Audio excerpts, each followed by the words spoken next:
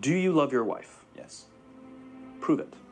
Like, what's the metric? Give me the number that helps me know, right? Because when you met her, you didn't love her. Now you love her, right? Tell me the day the love happened. It's an impossible question. But it's not that it doesn't exist, it's that it's much easier to prove over time, right? Leadership is the same thing. It's about transitions. So if you were to go to the gym, it's like exercise, right?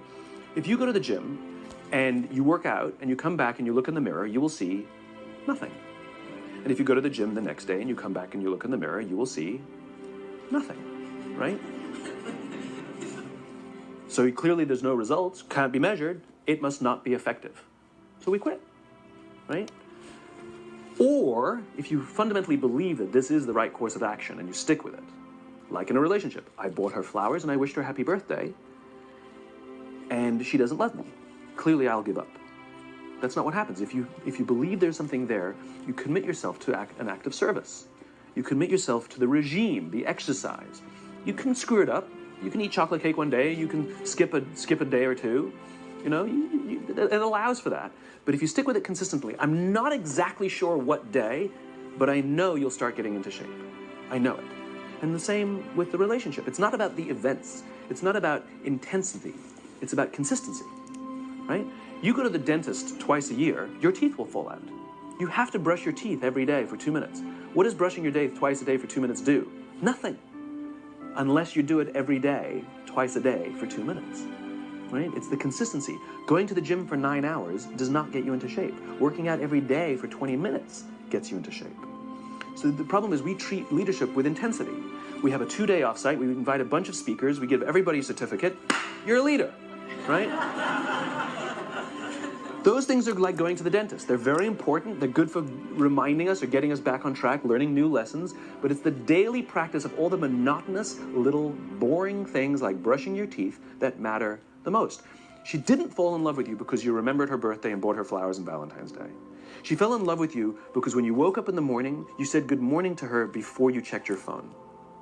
She fell in love with you because when you went to the fridge to get yourself a drink, you got her one without even asking.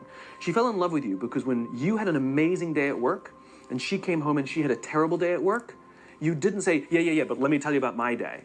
You sat and listened to her awful day and you didn't say a thing about your amazing day. This is why she fell in love with you. I can't tell you exactly what day, and it was no particular thing you did.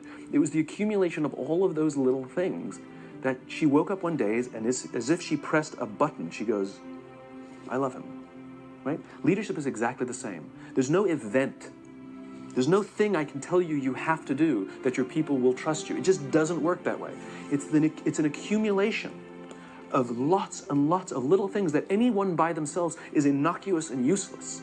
Literally, pointless by themselves. People will look at little things that are good leadership practices and say, that won't work. And you're absolutely right.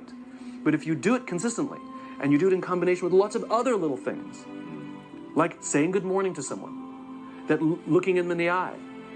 My friend George, who's a 3-star general in the Marine Corps, he says his test for leadership, and I love this, he goes, his test for a good leader is if you ask somebody how their day is going, you actually care about the answer. The number of times we're walking to a meeting, we're rushing, we go, how are you? Not good, I got to get to you later, I'm late for a meeting. Right. If you ask the question, you were standing there and you were listening to the answer. It's those little innocuous things that you do over and over and over and over that people will say, I love my job. Not I like my job. I like my job means, yeah, the challenge is great, they pay me well, I like the people. I love my job means I don't want to work anywhere else. I don't care how much somebody else is willing to pay me. I'm devoted to the people here, and I care desperately about the people here as if they were my family. In business, we have colleagues and coworkers.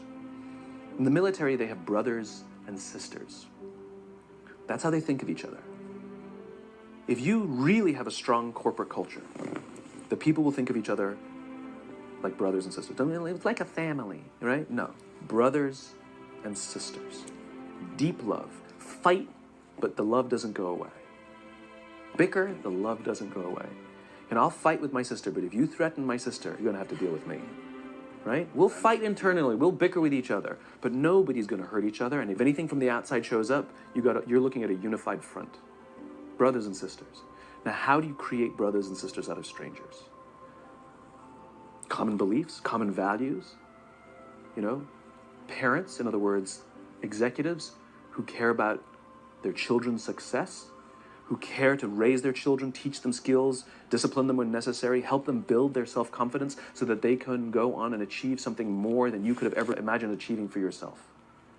That's leadership.